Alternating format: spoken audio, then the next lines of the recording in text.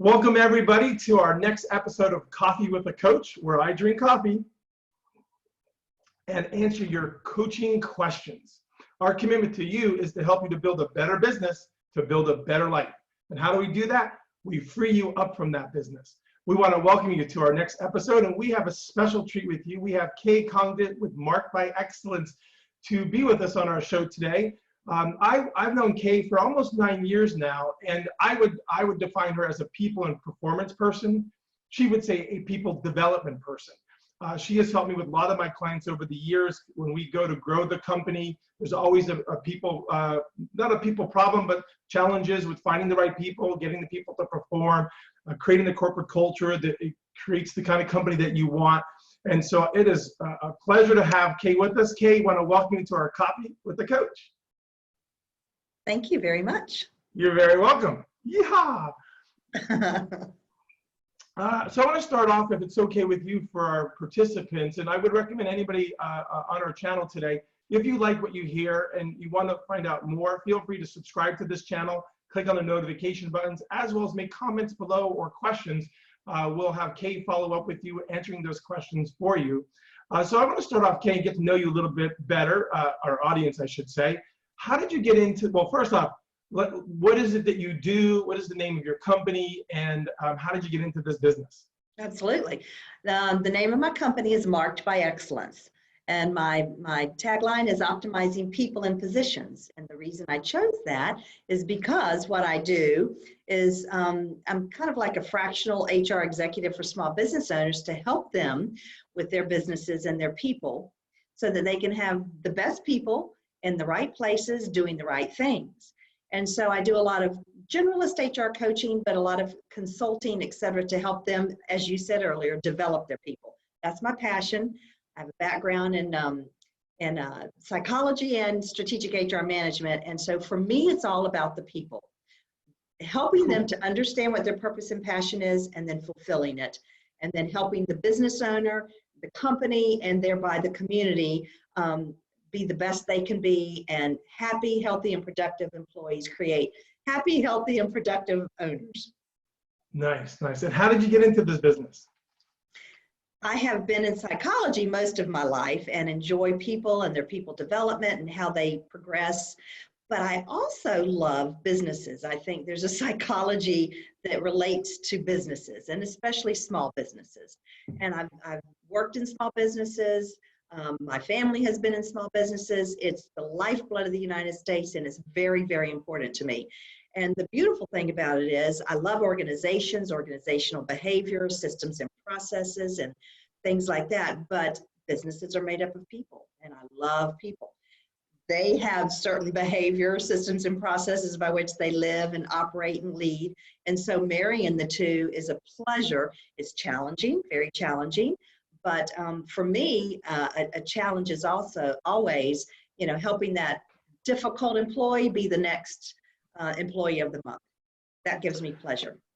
So that reminds me, so for those of you who don't know, Kay and I worked for years together, and I would always joke, you would hear me say, why don't people develop themselves? I mean, I don't get why they don't develop themselves.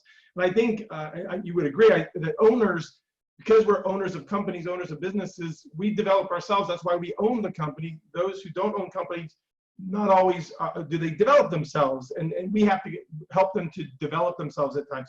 Would you agree with that, and would you add anything to that? I would absolutely agree with that, and that is something that I think you have overcome very well, by the way. Thank you. And I think you are a great people developer, but that is something that we do work with small business owners to help them not only continue to develop themselves, but to develop their people. Is very important, and several reasons, and it actually even ties into what we're dealing with now. It's if you have the right people, and I mean the right skill sets, but the right match for your culture and your vision and mission for your company, and then you help them to be better and better and better, they eventually get really good at that self-development piece if they are the right people in the right position, and then they become that self-developer that you are striving for as the business owner. And then eventually the business owner has more time and energy to either develop their business more or go do personal things, vacation, time with their family, more community work, which is what you are all about with helping your business owners, and helping a business owner have a life outside of the business. And then the people within who are developing continuously, they're helping your business grow sustainably. They're helping themselves grow as people. They're contributing to the world around them by helping your business grow and helping the customers or whatever it is they're doing. And then they go home happy, healthy, and productive and feel like, I contributed to the world, and then they can do their family thing or their personal thing and be content, more content. And so the development just continues to go. And so today, as we think about that development, how are we developing those people that are in the trenches with us right now? And development continues even more so right now. So a couple of questions come to my mind, and I'm not sure which one to ask you first. If I'm watching this episode of Coffee with the Coach and I don't have any employees and I'm thinking about hiring employees, what are some of the things I should take into consideration? On the other side, if there are people who actually have employees, what are some of the key things they should be doing? So I'm not sure which one you want to answer first, but I think I want to be responsible for those listening, those who are thinking about hiring somebody because they need the support, and those who already have them and they want to get more out of the relationships with their key people. So it actually can tie in together, those two questions, and let me explain. If you have never had employees, then you're looking at certain things that you want to bring an employee into the realm for. If you've had employees, but during this time especially, you have either lost them for different reasons of the coronavirus situation, or your business has gone down and you've lost them for other reasons for the business. So it could be either personal, or you've realized that in these times, I have to be a lean, mean fighting machine, and the people who have not been in the right position and the right culture, and it's just not been a good fit, I've been letting go. I needed to let it go now. And so now you're back to, I do need to hire again, either now or in the future. So it's the same thing. You're still looking at what I would suggest to both entities. You're looking for the right person, skills, abilities, characteristics and traits, personality, the way they learn, the way they lead, their value systems, and then matching that with your own value system for your company, your vision and mission, where do you want to go now and in the future, and the type of person that would fit into your company doing those things. It's not just about the skills and abilities, so you don't just want to think about who's the right person that can do this accounting position, who's the right person that could go out and sell. There are a lot of those people, and there are going to be a whole lot more in the near future that you can choose from. 6 months ago, we didn't have that, but we will. And the first time employee seeking business owner will have that chance to really pick and choose. And now, what do you pick and choose? You have to know how to pick and choose. And that's what I'm talking about, the knowledge, skills, abilities, personality, culture, values, goals, purpose and passion, all those things that people don't often think about when hiring that you need to look for. And there are ways to do that. They're very methodical, formal ways to do that. So, so what comes to my mind is, in working with you over the years, one of the things that I find that, dealing with owners, the owners, they hire somebody, they train somebody, and then they set them and let them go, right? Like, go and do it. And there's no development, there's no monthly mentoring meetings. They're lucky to have a job description and things like that. One side of me, what I find is that they don't have a process for getting the people to perform, or a process to finding the right people. You talk about finding the right people, letting go of the people. What am I really asking? What I'm asking is, how often should I be asking myself, do I have the right people on the bus, and do I have the right people in the right seats, if you use Jim Collins' good to great methodology? Because I don't think people assess their people properly and often. What would you say to that? That is an absolutely perfect question. I love it. And the answer is all the time. I should be assessing it all the time. And that's not arduous, because when you have the right systems and processes in place to have that continual assessment, it's easy. You're assessing it in a staff meeting that you're having with them. You're assessing it in the KPIs that you're measuring monthly or weekly with them and going over.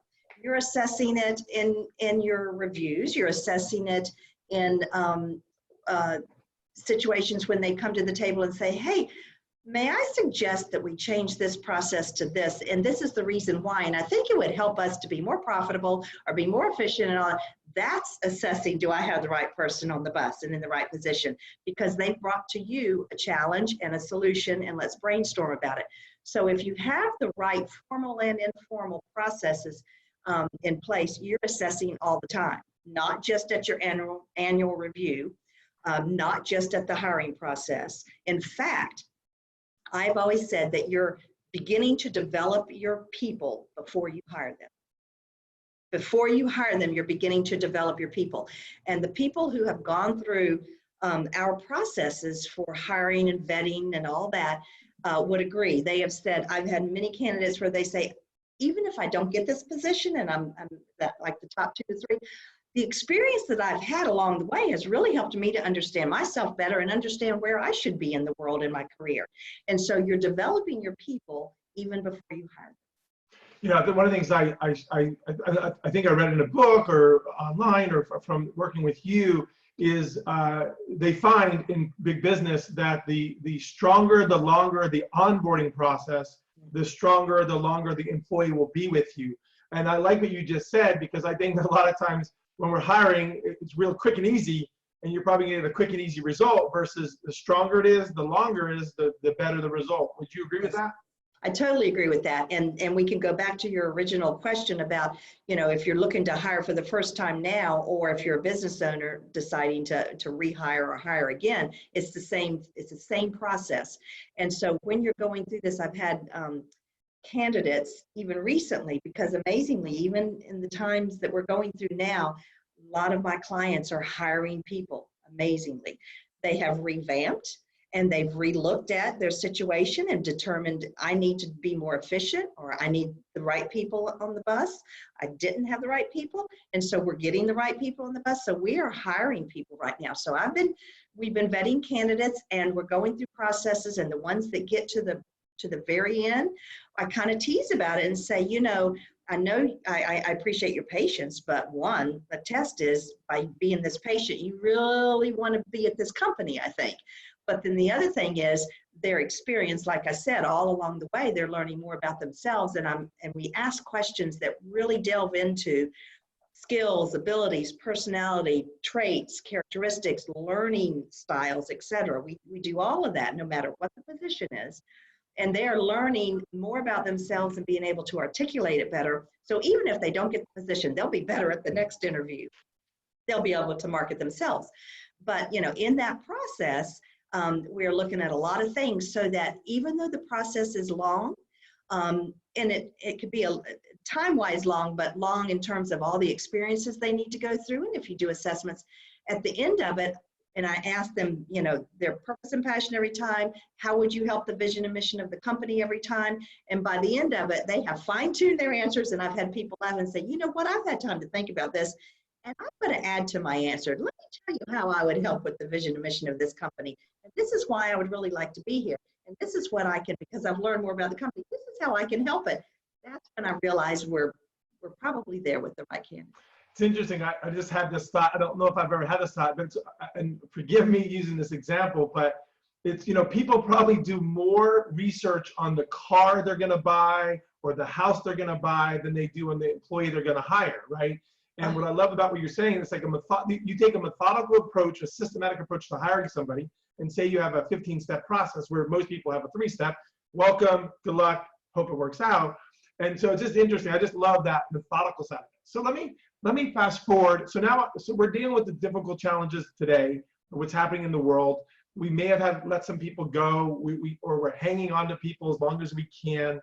What if I have an employee that, say I have an employee that I really care about, it's working out, we're going to keep them for now as long as we can afford to keep them. How do I get the most out of them? So I have I have several team members or employees, and how would someone go about getting the most out of this employee right now? What would you say the 3 things or 5 things that they could do to get the most out of that, or at least be considering in this time and day and age we're in right now? That is an excellent question, because I'm actually dealing with that with quite a few of my clients now and extended people and communities in which I participate. What we do now, and I don't mean to be repetitive, except that I am, develop, develop, develop. So how do you develop more now when, let's say let's just say you have 50% of the business that you had 2 months ago. And I do have clients that are experiencing that. So they're trying to keep their doors open. They may have had to furlough some of their people. In the process of furloughing, you make decisions of who should I furlough. So that's one step of who are the best people on my bus right now. So you've already started that process. Hopefully you should have started it before then, but this makes you think that way. And so the people that are left, you hope that they're going to stay and even if they stay, that's one test that says, I'm in it for the long haul with you. So that's a good thing. Then you look at them and you say, okay, you've always done this. You've always, been the window washer in my company, and I wash windows. But I don't have as much business, so I want you to be out in the field 50% of the time now. But I have this project in the office that we've been trying to get these systems in place and some filing going on and, cleaning up some things, and we've been too busy that I know I'm not efficient, so I need this project done. Would you mind helping me with that project? And depending on how they answer, yes, you may find out that they actually have some skills or desires or things that you did not know about. Now, one, you've taken something off your plate that hopefully, depending on if they go back in the field full time, or maybe they say, I'd like to be in office person, or whatever they decide, but you've taken something off your plate. You've completed a project during this time that's going to make you more efficient in the future. Or sometimes with people that are in the office and they take on things from the owner during this time, because you have fewer people, you leave that thing on their plate because it makes sense for them. They're really better at it than you are, and they're more efficient at it, and they've just never had the opportunity. And so you're developing people up during this time amazingly, and they may stick with that, or in the minimum, they're going to feel better about themselves. They contributed to the company. They were able to use some skill sets that they knew they had and hadn't been used, or they didn't even realize they had. And let me tell you, they are probably going to be your long-lasting employees because you gave them a chance and they had an opportunity to shine.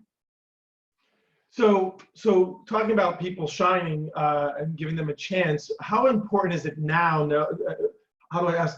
How important is it now that owners are checking with their employees, holding them accountable for doing their job, versus letting them, understand that things are tough and people are going to slack off?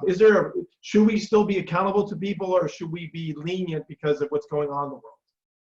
I absolutely think we should still be accountable with a level of compassion that you may need to practice. So I wrote an article recently about working from home. And so we have a lot of remote working going on now because of the coronavirus. And many, many, many people from the office don't know how to work from home. So there are a lot of challenges. And there are challenges for the people working from home, and then there are challenges for the boss or the owner saying, they're clocked in, but I have no clue if they're really working or not. How do I know? We're not in an office. I can't check in to see if they're working. I see a certain level of productivity, but some things can't really be analyzed whether or not they're actually working. So there's this concern on the owner's part, and how do I hold them accountable for that? So the article addresses that with regards to check-ins, regular check-ins.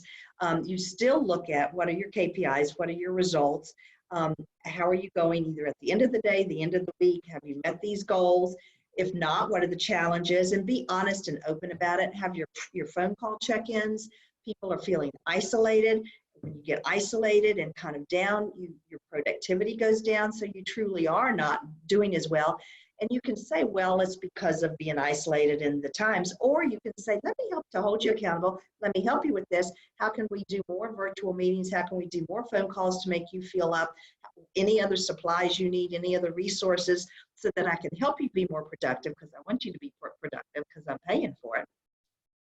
And it also helps them to not continue to go down in their affect and in their emotions, because we are trying to keep people as up as possible, because it's difficult. It's just difficult. So it's interesting. A thought comes to mind. So I'm, you know, we've been in this, what, I don't know, 3 or 4. I don't know how many weeks we've been into this COVID thing.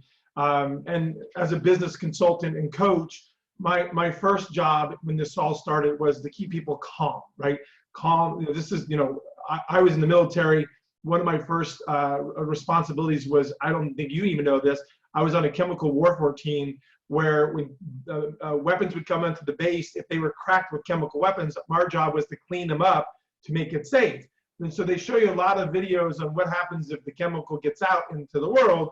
And so when I was, 19 years old, I'm learning about chemical weapons and what it does to the human body. So when this pandemic happened, I'm like, well, you know, it's not as scary as that stuff is. So and I guess because of my military background, I was a little bit calmer, which brings a good trait as keeping my clients calm. Well, then that calm went to, okay, it's business as usual in unusual times. And what I would have them to do is I said, okay, I don't know about you, but I had plenty of work before this happened. I have plenty of work now. I'm going to worry about now and I'll worry about the rest later. And all of them said, yep, you betcha. And I was like, oh, good. So that happened on with 2 or 3 weeks of that. Now we're getting to a point where people are starting to freak out a little bit. How long is this going to last? When can we get back to business as usual? And this week in particular, I had 2 clients who were essentially bummed out. Yeah. And I think you wrote an article for us recently where it talked about having a routine. And I noticed this guy, he even said it, I don't have the same routine that I had before. I don't have the same computer set up. And I was like, well, then that's what we should focus on. How can we get you the same routine or a similar routine? And I think you would say that's important. And as an owner, I guess what I'm getting at is I could have said, buck up, buddy, be strong here, versus, hey, how can we get it to as normal as possible? And in some cases, the new normal is not normal. What would you add to that, if anything? Absolutely. You're spot on, Jim. And so what I called it in the article, and what I've been telling clients, is you have a work mindset and you have a personal mindset. Now, we know that. That's the way we live. We have a work mindset and a personal mindset. When we're in an office or when we go visit clients or whatever, oh, okay, I'm going in the office, my work mindset's kind of kicking in gear. Or I'm going into the client's office, my work mindset's kicking in gear. When you're at home, your work mindset and your personal mindset are in the same space. And so you're constantly having to juggle that, which is okay. In fact, I actually think this is a very good thing for us to learn how to juggle that better, to tell you the truth. And I've addressed that in the article as well, in terms of what can we look for positive outcomes in the future of this. But you can have certain routines to get in that work mindset. Do the same thing you would do, even though you would love to get up and just be in your pajamas all day and work, because nobody can see you except the Zoom meetings. Don't do that. Please don't do that. Get up, do your same routine, take a shower, eat breakfast, take your morning walk, whatever you do, and then get ready in your space with your computer. You're exactly right about your equipment, the best you can do.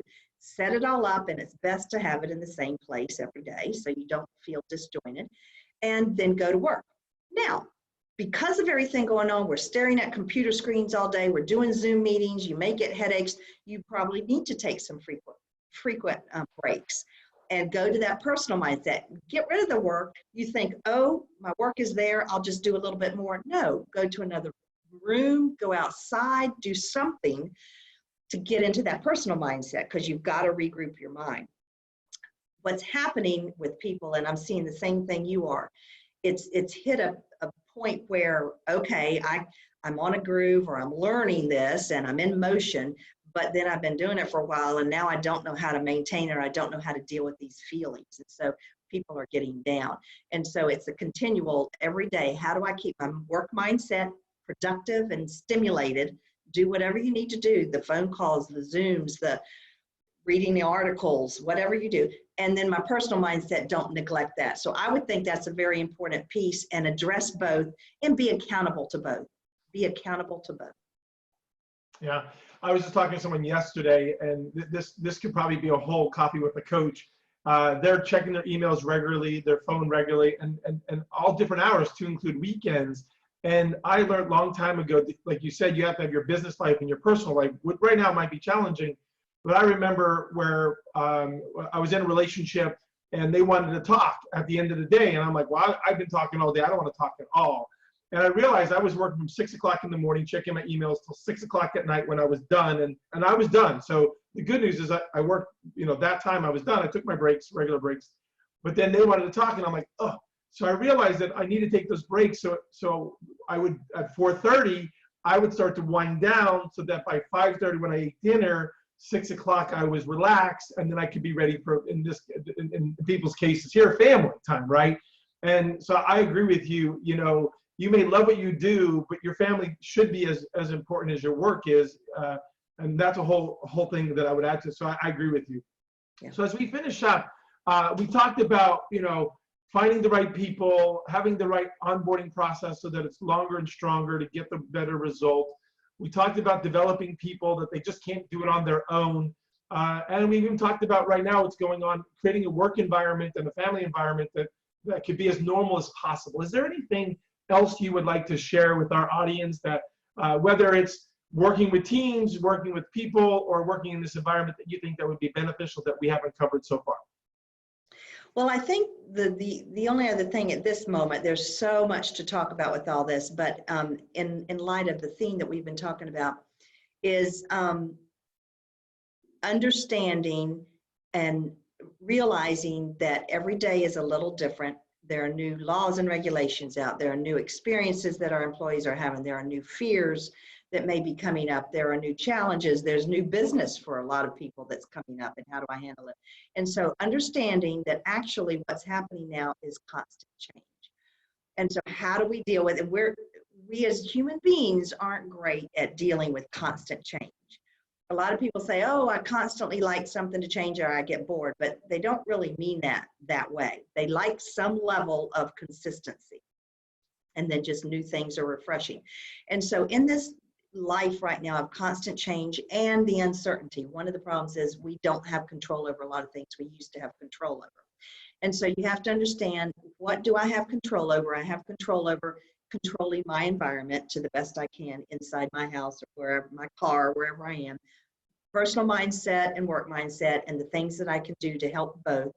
I do have control over my attitude. I have control over, am I going to look at this as a negative day or a positive day? Am I going to look at this as, wow, the experiences that I'm experiencing because I am sequestered or because I can't go out and be around people? I'm a people person, so it's a challenge for me.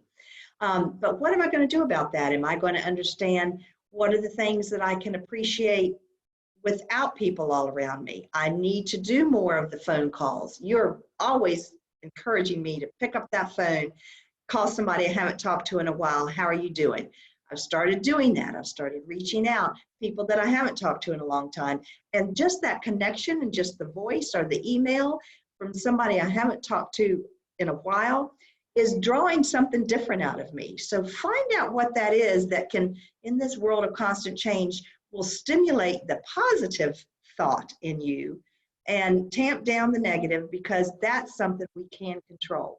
It's for owners and employees, small business, no employees, and 50 employees. It's for everybody. That positive mindset is very important right now, and accepting that there is constant change.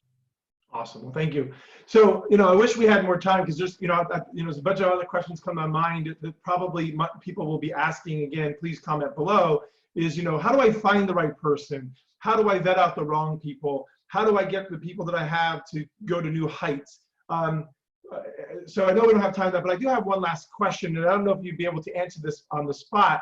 But when I'm working with clients, the first thing I want to do is I want to triage their business challenges, whether that's people, profit, or processes that's getting in the way of them having a life, right? And then once we get the triaging done, then we normalize the business, or I like to say stabilize the business. And then once we get to the stabilization, I want to be looking to the future. I want to be proactive versus the reactive. Any words of wisdom that come to mind that, June's right around the corner, right? We're now in April, depending on when you watch this. But we have June around the corner. Is there anything I should be thinking about for June? I would think, obviously, getting vision and mission in place if I don't have a job description in place.